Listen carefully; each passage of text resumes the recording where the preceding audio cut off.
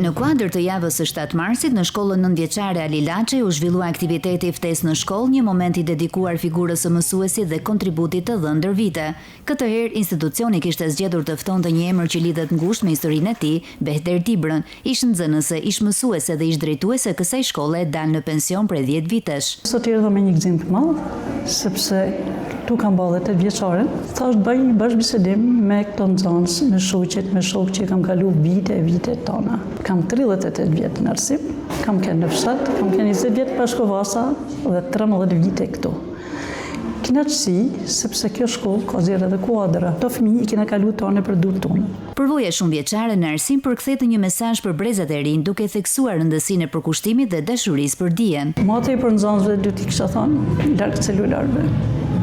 Ndërsa mësuesat unë këto i gjeta, qose i kam lënë para 10 vjeç, 14 vjeçë, sot janë 50, të rejat përkushtume, punojnë sa më tepër, ti konsiderojnë si fëmijët e vet. Kolektivit shkollës Ali Laçi i uroj tantë të mirat.